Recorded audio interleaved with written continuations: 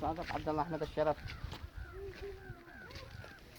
والله إنهم مات ولد جاهل والثاني هم كانوا إلا كذي يشردون الناقة.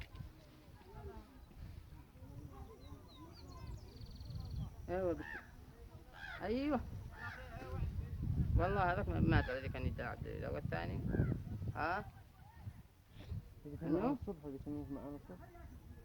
أيوة بس هاي